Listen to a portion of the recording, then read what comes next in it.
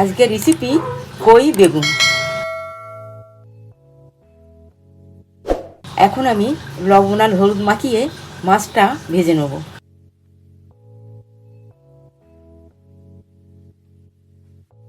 এবার মাছগুলো খুব বড় তো, ভালো করে হলুদ আর লবণ মাখিয়ে নিতে হবে।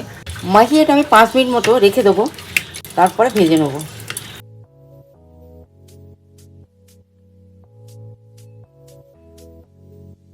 একটা বড় সাইজের পেঁয়াজ আমি কুচিয়ে নিয়েছি, কয়েকটা রসুন আমি খোসা ছাড়িয়ে নিয়েছি।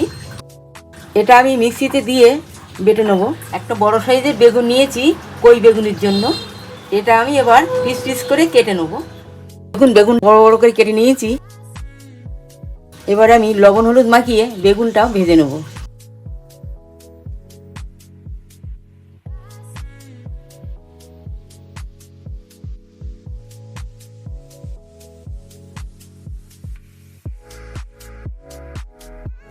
কই বেগুনের জন্য আমি কয়েকটা লঙ্কা,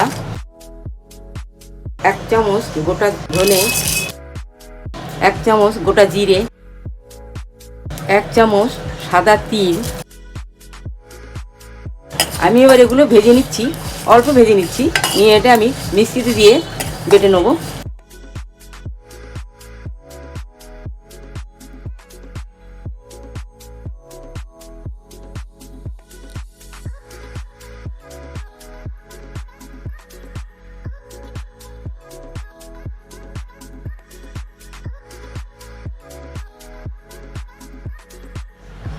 মাছটা খুবই বড় তো, তাই আমি একটা একটা করে ভেজে নিচ্ছি।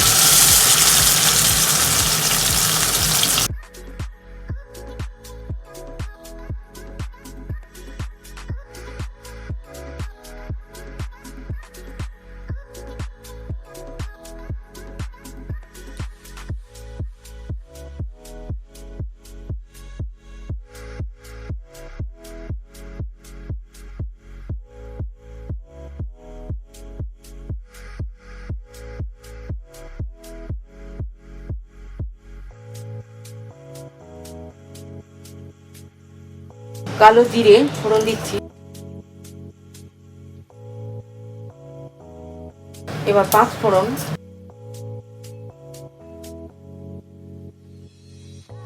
এবার পেঁয়াজ আর রসুন যেটা পেস্ট করে নিয়েছি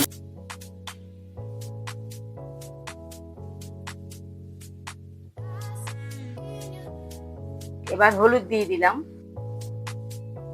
এবার আমি লবণ দিয়ে দিলাম। এবার 1 চামচ আদা বাটা। মশলা আমি কষিয়ে নিচ্ছি। কষানো হয়ে গেছে, তেল ছেড়ে দিয়েছে। এবার আমি জল দিয়ে দিচ্ছি।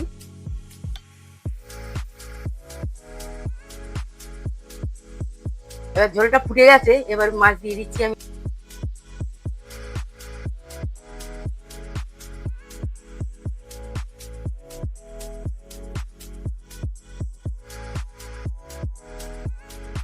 যে মশলাটা আমি বেটে নিয়েছি ওটা আমি এখন দিয়ে দিচ্ছি।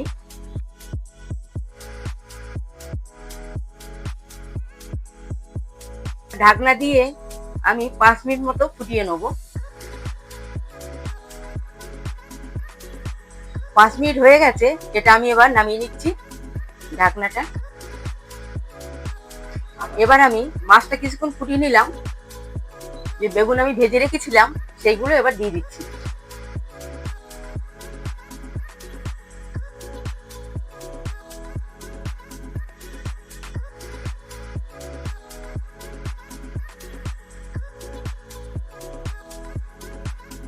বেগুন দেওয়ার পরে 5 মিনিট আমি ফুটিয়ে নিয়েছি। এবার গরম মশলা ছড়িয়ে দিয়ে নামিয়ে নেব।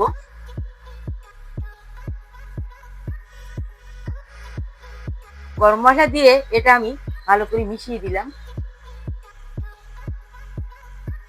গরম মশলা দিয়ে গ্যাস বন্ধ করে আমি ঢাকনা দিয়ে 2 মিনিট মতো ঢেকে রেখে দেবো।